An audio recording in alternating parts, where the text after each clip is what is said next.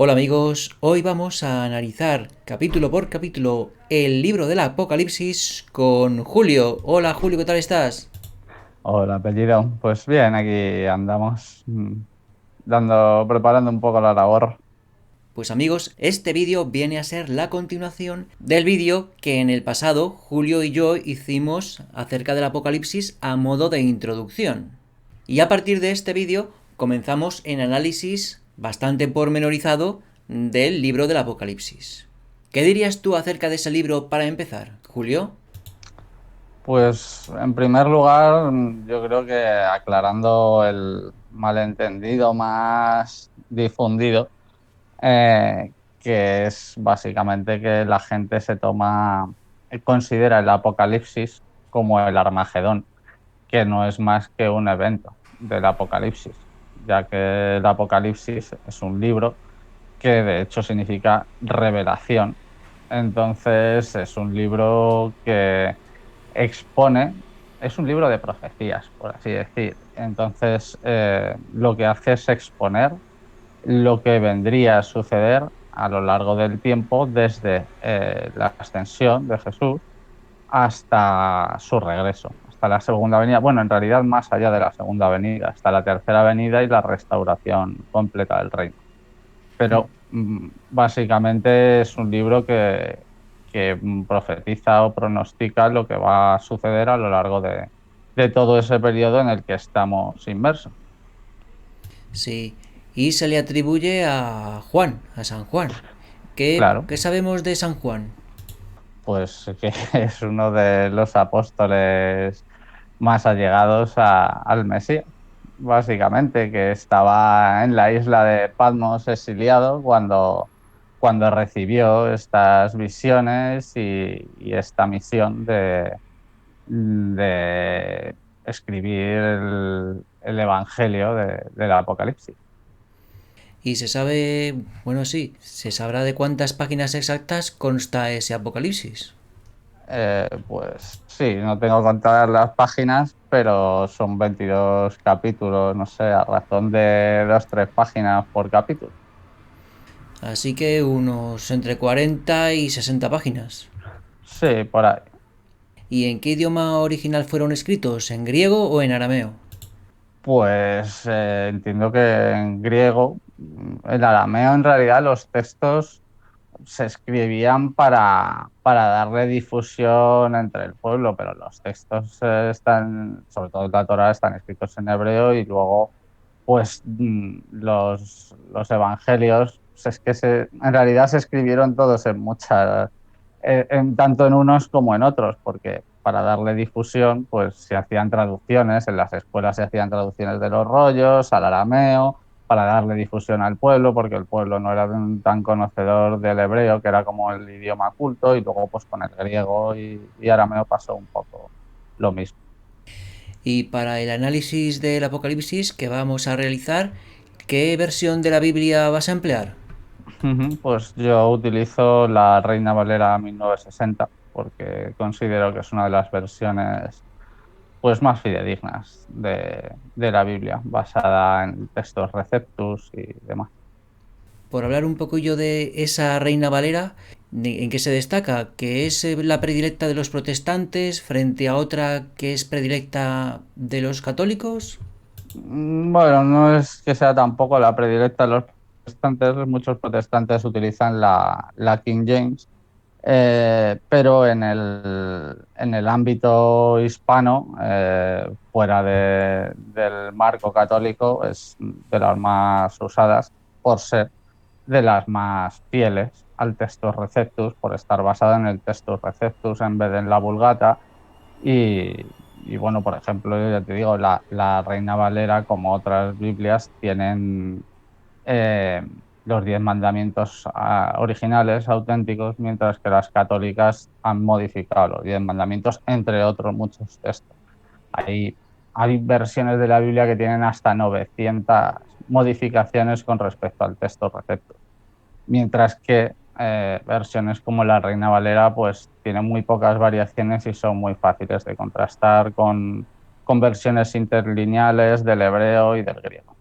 Pues fenomenal, vamos allá. Vamos a dar paso al análisis lineal, empezando por el primer capítulo del Apocalipsis. ¿Y Bueno, cómo? lineal, un poco general en ese sentido, pero bueno, podemos ir al, al primer capítulo de Apocalipsis y ver pues cómo empieza este, ¿no? Que nos dice eh, uno, la revelación de Jesucristo. Dice, la revelación de Jesucristo que Dios le dio para manifestar a sus siervos las cosas que deben suceder pronto y la declaró enviándola por medio de su ángel a su siervo Juan. Eh, por pronto es un poco relativo, porque para Dios, que es el eterno, pues pronto pueden ser eso, 1000, 2000, 3000 años, es decir, a continuación. Y dice que ha dado testimonio de la palabra de Dios y testimonio de Jesucristo y de todas las cosas que ha visto, es decir, que es un testigo fiel. Y esto es muy importante, no dice bienaventurado el que lee y los que oyen las palabras de esta profecía y guardan las cosas en ella escritas, porque el tiempo está cerca. Es decir, que hay una bendición para el lector y conocedor y entendedor de estas palabras. Y luego, pues, continúa pues, con las salutaciones a las 7 iglesias, ¿no? Y hay que entender que estas 7 iglesias, desde un punto de vista exegético, a ver, la Biblia tiene, y sobre todo Apocalipsis, tiene dos líneas de información, de mensaje. Por un lado está la línea literaria, por así decir, histórica, y por otro lado está la línea escatológica, en la cual, pues, como veremos, las 7 iglesias, los 7 candeleros, los 7 sellos, son la línea escatológica, es decir, que son símbolos que representan realidades más allá del tiempo lineal, sino realidades, como por así decir, trascendentes o superiores, ¿no? Entonces, por ejemplo, tenemos que en esta primera parte, pues hay una... Se cita a una serie de textos bíblicos que tienen una estructura denominada de panado, ya que comienzan, ¿no?, citando a una serie de libros precedentes. Esto es una cosa que es muy importante a la hora de... A ver, es que el Apocalipsis no se puede entender si no se entiende el resto de la Biblia, porque además el Apocalipsis es un poco, por así decir, la antítesis, no antítesis, el contrapunto del Génesis, ¿no? Ya que, por ejemplo, eh, en el Génesis, ¿no?, dice que en Génesis 3:22 perdemos el árbol de la vida, mientras que en Apocalipsis 2:7 el árbol de la vida se restaura.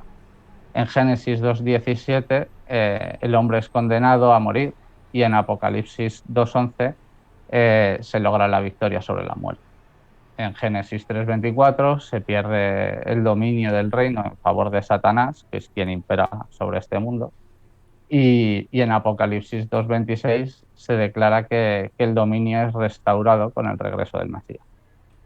Bueno, empezamos con las salutaciones a las 7 iglesias, ¿no? Dice Juan, a las 7 iglesias que están en Asia, gracias y paz a vosotros, del que es, era y ha de venir, y de los 7 espíritus que están delante de su trono.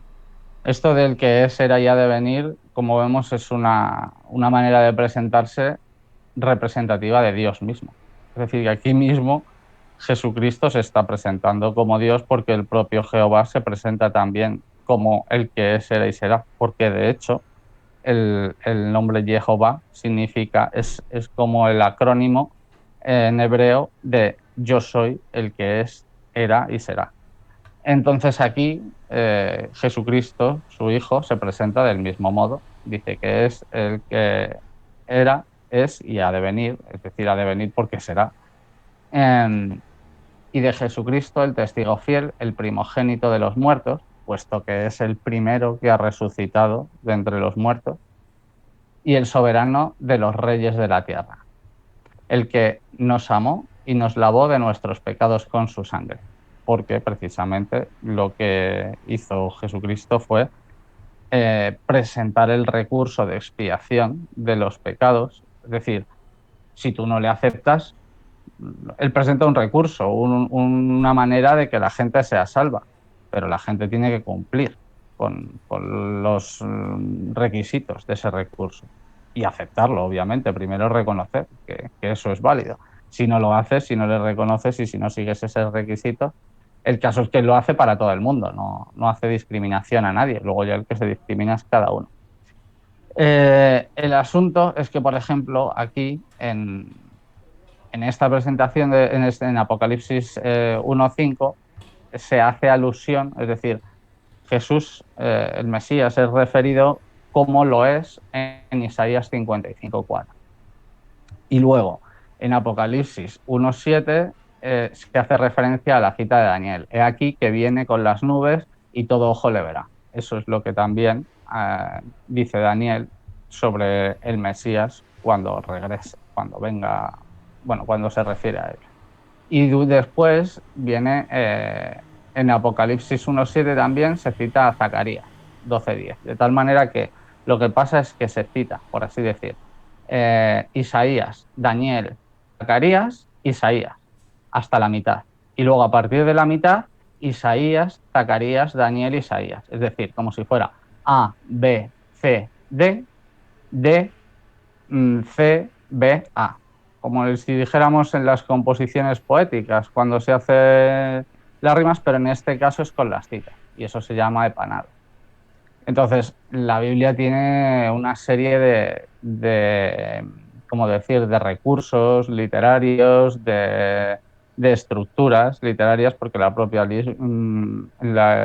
propio Apocalipsis está escrito en forma de quiasmo, que es una estructura, digamos, como en forma de trompeta misma a las que se cita, en las cuales pues, los eventos se van coordinando, a menudo por antítesis, ¿no? Por ejemplo, la lucha de los santos y los ángeles del Señor frente a las huestes y los seguidores de Satanás.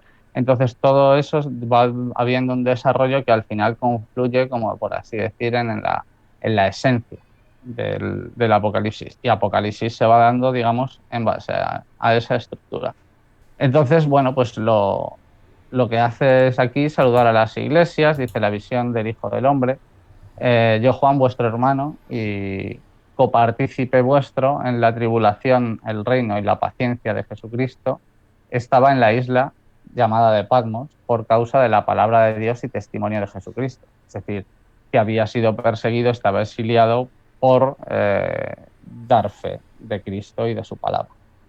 Y entonces, pues dice, yo estaba en el Espíritu al día del Señor y oí detrás de mí una gran voz como trompeta. Y decía, yo soy el Alfa y el Omega, también como Dios es, el primero y el último. Escribe en un libro lo que ves y envíalo a las 7 iglesias que están en Asia. Estas 7 iglesias, que son las de Éfeso, Esmirna, Pérgamo, Tiatira, Sardis, Filadelfia y Laodicea, son precisamente las ciudades que componían el circuito postal del Imperio Romano en Asia Menor. Entonces, lo que hace es precisamente en ese sentido seguir la secuencia de esas ciudades, esas capitales, por así decir, del Imperio Romano de Oriente, donde, bueno, se dirige a todas ellas y entonces a todas ellas las da un mensaje. Pero lo que hay que entender es que estas iglesias no son solamente las iglesias de su tiempo, que lo son, sino que además, o sea, lo son en un sentido escatológico. ¿Ves? Dice, en Apocalipsis 1.19 dice, escribe las cosas que has visto y las que son y las que han de ser después de estas. Es decir, que está hablando de las iglesias tal como son en ese momento histórico, pero también de una manera figurada o escatológica de lo que van a ser las iglesias. ¿Qué iglesia? Esas iglesias representan las etapas o periodos del cristianismo a lo largo de la historia. A lo largo de la historia, es decir, a lo largo de la historia de Apocalipsis, desde la ascensión de Cristo hasta su retorno, incluso, bueno, hasta su retorno en realidad, porque las 7 iglesias llegan hasta su segunda venida. Después de la segunda venida, las iglesias ya han cumplido su papel, su rol. Entonces, estas iglesias, además de las propias iglesias a las que se refieren a los diversos periodos históricos, como veremos, de las iglesias, pero de las iglesias entendidas como el conjunto de verdaderos cristianos, no como iglesia católica, ortodoxa o lo que sea, ¿sabes? Sino como, porque como veremos, de hecho el mismo Cristo rechaza a los judíos como judíos por no reconocerle, porque un verdadero judío tiene que reconocer al Mesías. En el momento en el que no se reconoce al Mesías, que es la esencia, la clave y el fundamento de todo el judaísmo, estás fuera, lógicamente. Estás siguiendo otro culto, otra religión, cultos de hombres. Entonces, bueno, lo que hace es mandar cartas, escribe a Juan mensajes para que escriba a sus fieles, a sus seguidores. Pero aquí lo bonito y lo bello es que no le da el mensaje solo a los seguidores de ese momento histórico, sino que como cada iglesia representa un periodo en la historia de la humanidad hasta su regreso, le está dando una salutación, una visión, un consejo, unos reproches también eh, a los fieles de todos los tiempos, hasta su regreso. Entonces, pues, por ejemplo, podemos leer en Éfeso. Escribe al ángel de la iglesia de Éfeso. Ángel es mensajero. Entonces, quizás por ángel aquí se puede entender que está refiriéndose al responsable de la iglesia en Éfeso.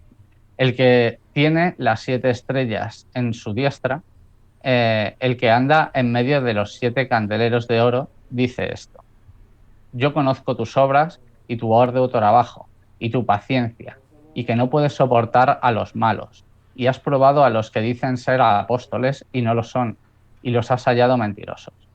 Y has sufrido, y has tenido paciencia, y has trabajado arduamente por amor a mi nombre, y no has desmayado. Yo tengo contra ti que tú has dejado tu primer amor. Recuerda, por tanto, de dónde has caído y arrepiéntete y haz las primeras obras, pues si no, vendré pronto a ti y quitaré tu candelero de su lugar si no te hubieras arrepentido. Pero tienes esto, que aborreces las obras de los nicolaítas, los cuales yo también aborrezco. El que tiene oído, oiga lo que el Espíritu dice a las iglesias. Al que venciere, le daré a comer el árbol de la vida, el cual está en medio del paraíso de Dios. Entonces, ¿qué está diciendo aquí? Bueno, en primer lugar, aquí se está refiriendo a la iglesia temprana, a la que va desde el sacrificio de Cristo en el año 31 hasta el 100, hasta el año 100 después de Cristo. Entonces, esta es la iglesia original que sigue fielmente los preceptos y la doctrina judeocristiana original, porque no hay que olvidar que Jesús fue, como todos los apóstoles judíos, y todos ellos cumplieron exquisitamente la Torá, que no el Talmud, sobre el cual repudiaron y por lo cual llamaron hijos de Satanás a los judíos fariseos, saduceos y otra serie de apóstatas, por así decir. Entonces, bueno, pues aquí esta iglesia vemos que es bastante bien considerada. Pero dice que pierde su primer amor. Creo que tenía apuntado por aquí algo sobre qué era, porque se me ha olvidado un poco la noción.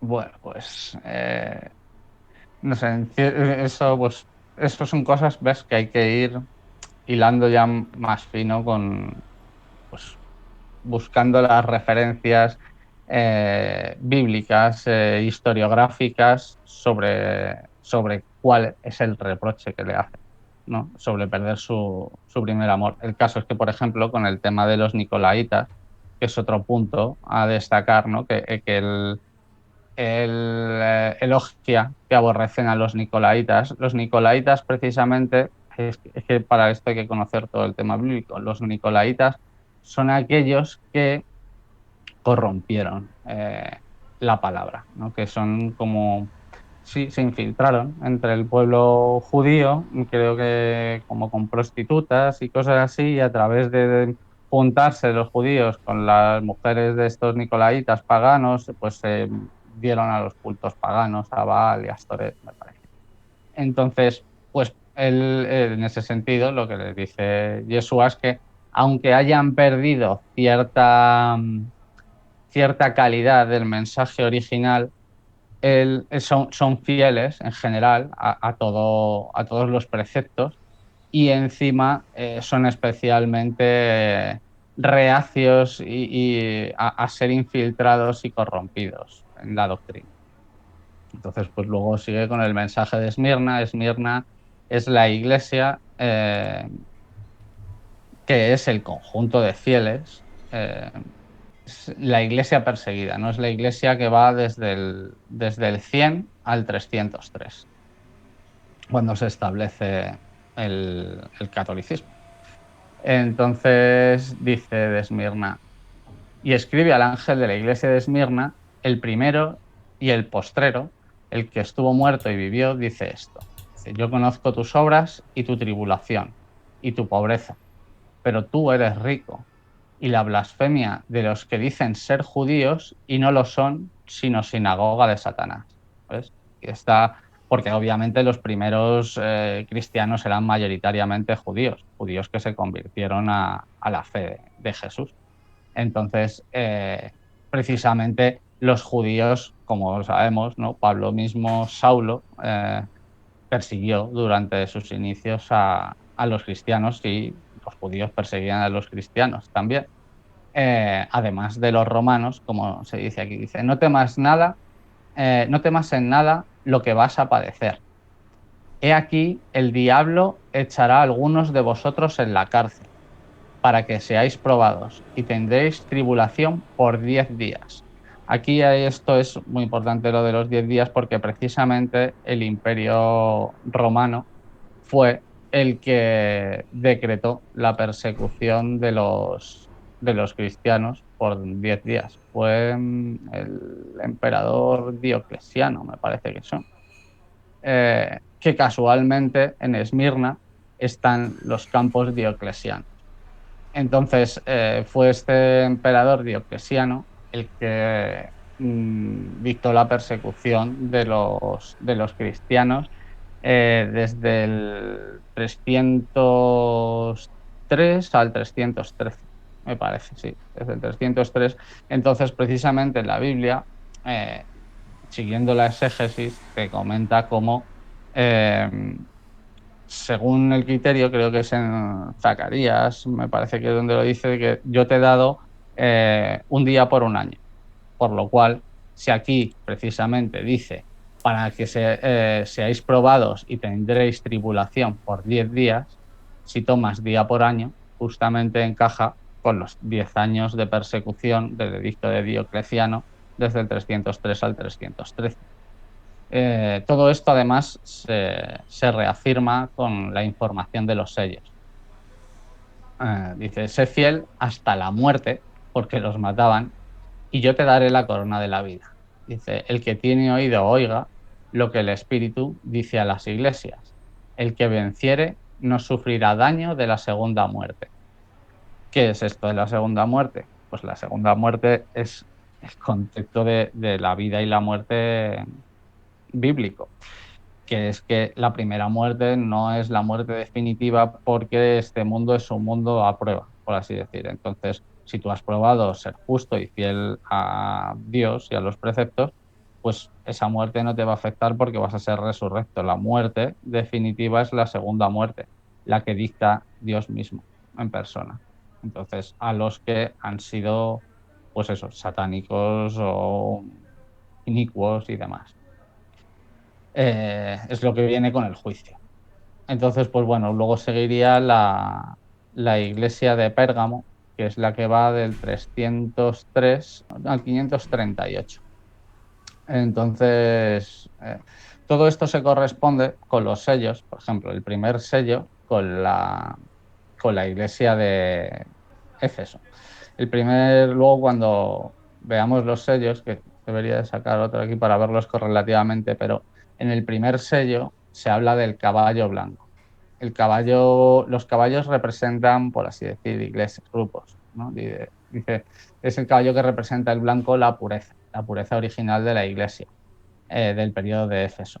Dice que desde la humildad se extendió por Occidente y por Oriente durante el periodo del 31 al 100.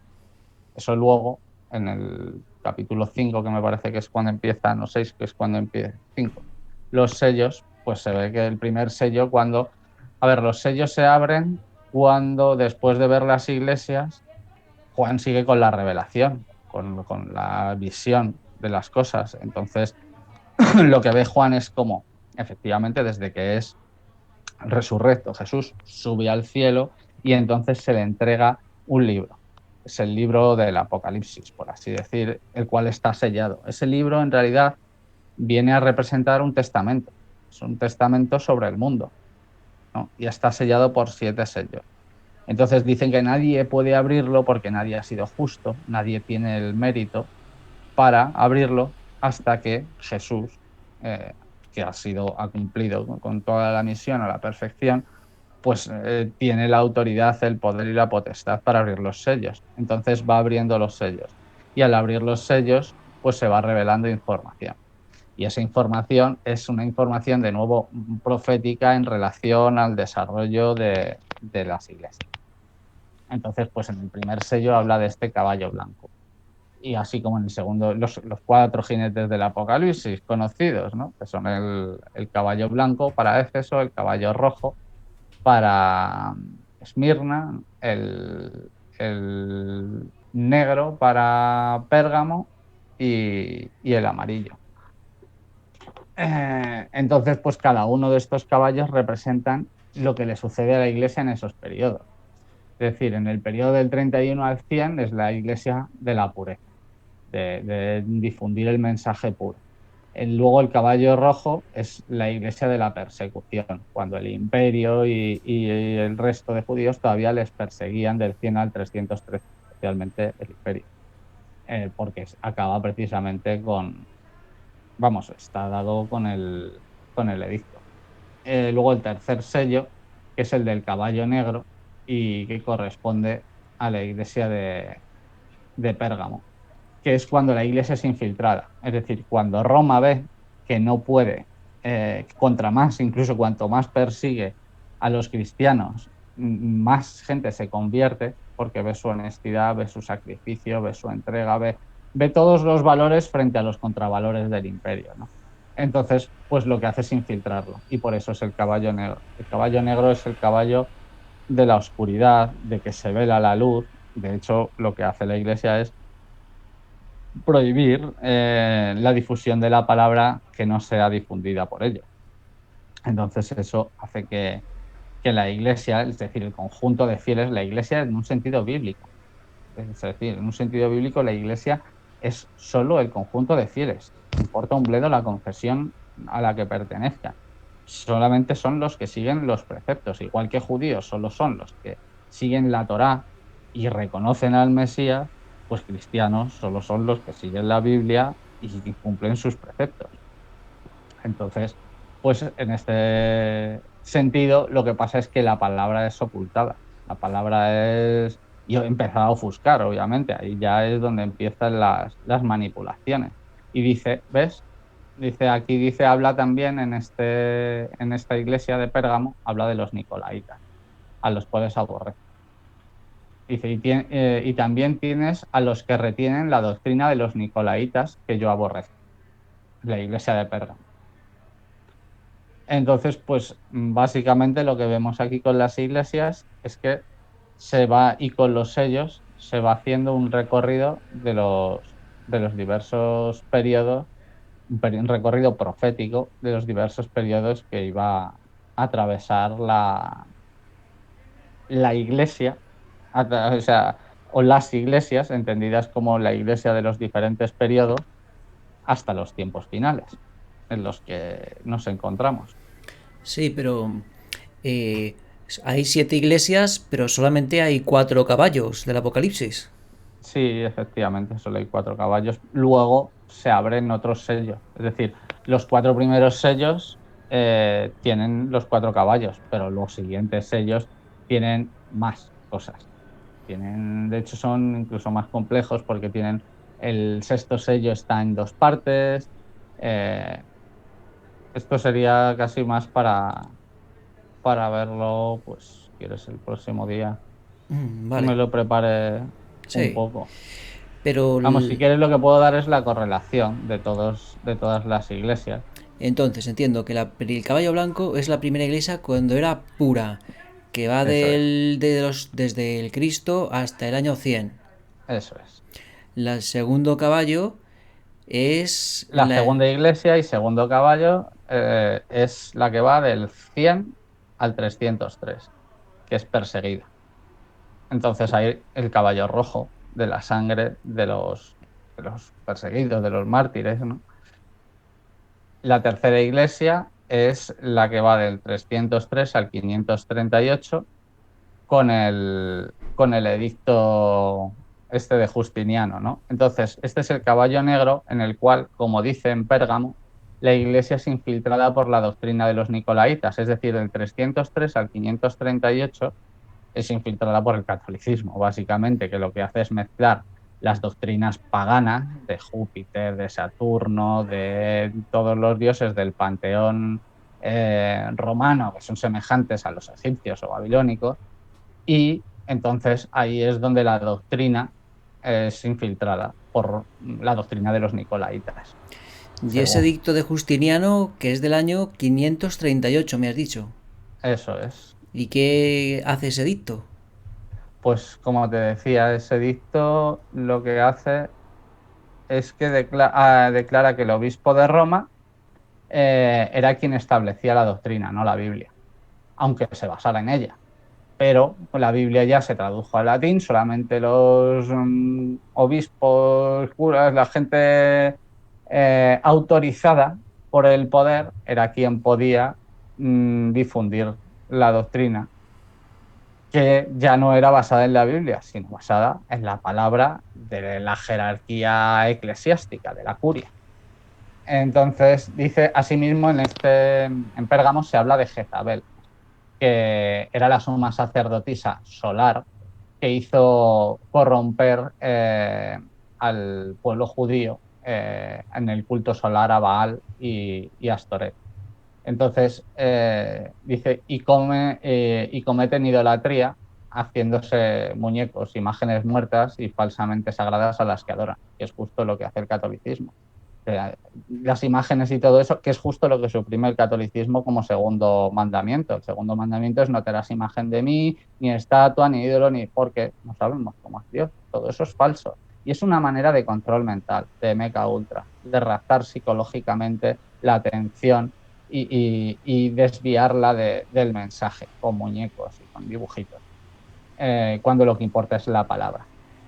Entonces, precisamente lo que hace, al igual que hizo Jezabel con el pueblo judío, es lo que le sucede a la iglesia de Pérgamo, que es infiltrada por la doctrina de los nicolaitas y entonces se hacen imágenes de culto solar. La cruz, de hecho, es un símbolo de culto solar, representa el sol astrológicamente.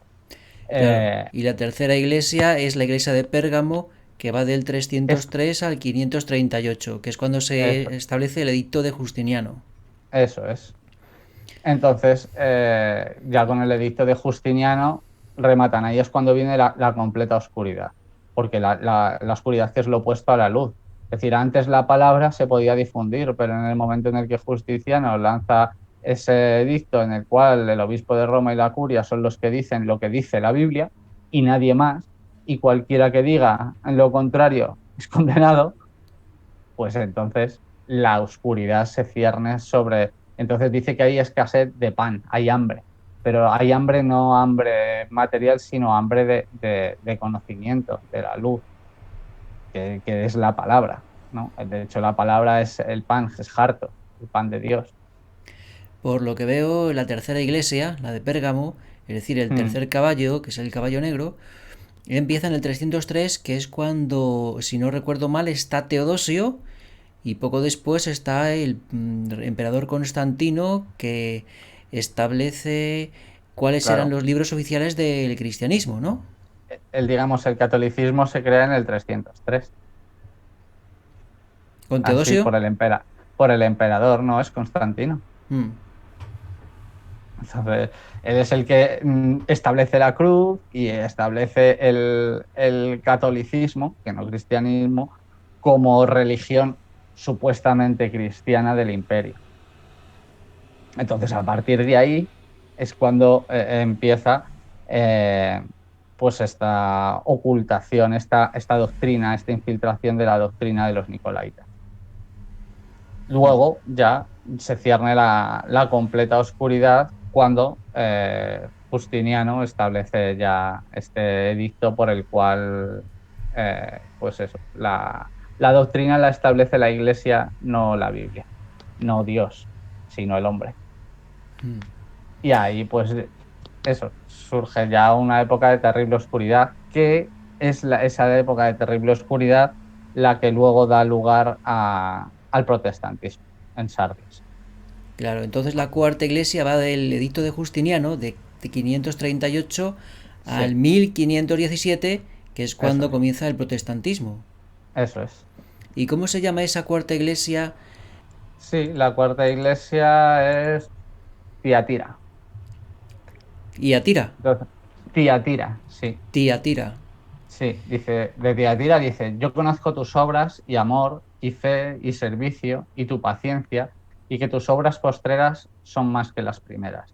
Pero tengo unas pocas cosas contra ti, que toleras que esa mujer, Jezabel, que se dice profetisa, por mujer hay que entender que escatológicamente en la Biblia una mujer es una iglesia, ¿sabes? Es decir, la mujer de Cristo, de hecho, las bodas del Cordero, es el encuentro que habrá, el encuentro y la unión ya permanente que habrá entre Cristo y su iglesia verdadera, la de sus verdaderos fieles, la de los que le reconocen y le aman según su palabra. Entonces, de este mismo modo, la gran ramera de Babilonia es también una iglesia. Y del mismo modo, cuando se refiere aquí a Jezabel, obviamente no había una Jezabel en el periodo de Tiatira, se está refiriendo a una iglesia, ¿no? Entonces dice, pero tengo unas pocas cosas contra ti, contra la iglesia verdadera de Tiatira, es que toleras que esa mujer, Jezabel, que se dice profetisa, de hecho Vaticano viene de vaticinar, enseñe y seduzca a mis siervos a fornicar. Hay que entender que fornicar aquí hace alusión a lo que te comentaba antes de que Jezabel lo que hizo fue traer a las mujeres nicolaitas para mezclarlas con el pueblo y así pervertir la doctrina, pero fornicar viene de fornex, que es arco, que es lo que había y hay en prácticamente todos los templos. Es decir, fornicar es originalmente, más que follar, eh, es corromper la palabra, corromper la doctrina, ¿sabes? Pervertir la palabra. Entonces dice, enseñe y seduzca a mis siervos a fornicar y a comer cosas sacrificadas a los ídolos. Aquí esto creo que hace alusión a la supuesta Eucaristía esta del comer la hostia, que es más bien algo bastante eh, vampírico y tétrico, ¿no? Comerte a tu Mesías, comerte el cuerpo de tu Mesías, creo que esa no era la idea de la cena, pero bueno. Entonces aquí hace alusión a esto. Dice, y le he dado tiempo para que se arrepienta, pero no quiere arrepentirse de su fornicación. Como ves, este periodo, esta iglesia, el periodo de esta iglesia es más largo. Dice, he aquí, yo la arrojo en cama y en gran tribulación a los que con ella adulteran, si no se arrepienten de las obras de ella. Y a sus hijos heriré de muerte, y todas las iglesias sabrán que yo soy el que escudriña la mente y el corazón, y os daré a cada uno según vuestras obras. De hecho, en esta época fue cuando hubo las pestes y demás. Es decir, que que hay cierta relación entre estas pestes y hambrunas que hubo en la época con la corrupción de la doctrina y que a su vez la corrupción de la doctrina lleva a la corrupción social, a la corrupción política, ¿no? Porque la doctrina es una doctrina moral que básicamente establece los fundamentos del bien moral, social y humano. Entonces, bueno, pues esto es un poco lo que dice de Tiatira, que se corresponde con dicho periodo histórico. Y luego Recor- pues vendría Sardis, que es la de el protestantismo. y esas no se corresponden con ningún caballo, porque solamente hay 4 caballos. No, esta se correspondería con el siguiente sello, que tendríamos que ir al capítulo de los sellos y ver lo que dice el quinto sello, porque como te digo, es esto, se guarda la correlación en la primera iglesia con el primer sello, también con la primera trompeta, así hay una correlación entre los símbolos. Dice, cuando abrió el quinto sello, vi bajo el altar las almas de los que habían sido muertos por causa de la palabra de Dios y por el testimonio que tenían. Es decir, el quinto sello son los mártires del protestantismo, de nuevo. No es un caballo, pero de nuevo lo que ve es bajo el altar, ¿no? Sacrificados como corderos, como hizo el propio Cristo, siguiendo su ejemplo a los mártires del protestantismo, a Juan Hus, Y esa sería la quinta iglesia que se corresponde con el quinto sello. sí, ¿Y de Sardis. qué fecha va la quinta iglesia? ¿Y cómo se llama? Es la iglesia de Sardis, que como te digo significa reavivamiento o reforma, la iglesia de Sardis. Y va del 1517 al 1798. Es interesante el detalle que la ciudad de Sardis era una fortaleza, ¿Dónde está porque ubicada? pues está en Asia Menor, no te sabría decir exactamente, están todas en un mapa, digamos que siguen un circuito por Asia Menor, no sé exactamente el punto concreto, habría que mirarlo en un mapa. Vale, y entonces hemos dicho que esa iglesia, la quinta, la de Sardis, va Mm, del 1517 al mm. 1798 Eso es, y que 1517-1798. recordemos que la masonería se crea en el 1717, en 1776 los Illuminati, en 1781 creo que es la primera revolución francesa y en 1798 ¿qué ocurre? Pero de preciso, la masonería no se crea en esa época digamos que se reaviva, se crea, vamos a decir la francmasonería, pero el propio Albert Pike dice en Morales y Dogma que la masonería es los cultos de las antiguas religiones de misterios de Egipto y Babilonia y que realmente fue creada en Babilonia, en el periodo babilónico, y que su culto se ha extendido por todos los imperios, que es el culto esotérico de base, la gnosis de la élite, por así decir. Luego lo Y que pasa es que con la masonería, digamos, es como si se volviera otra vez a hacer público, a resurgir, ¿no? Lo que había estado soterrado en las escuelas de misterios de Egipto y Babilonia, que eran públicas, el sincretismo. De hecho, es una religión, además la masonería es una religión y es una religión sincrética. La masonería bebe de todas las religiones, en sus logias tienen todos los libros, bueno, en unas más que otros, pero lo que está en todas las logias masónicas es la Biblia. También siguen mucho el Corán, pero tienen todos los libros, los Vedas, ¿sabes? Porque es una religión sincrética como en Babilonia, una religión de misterio. cerrando este inciso, ¿qué ocurre en 1798 cuando finaliza el periodo de la quinta iglesia llamada de Sardis?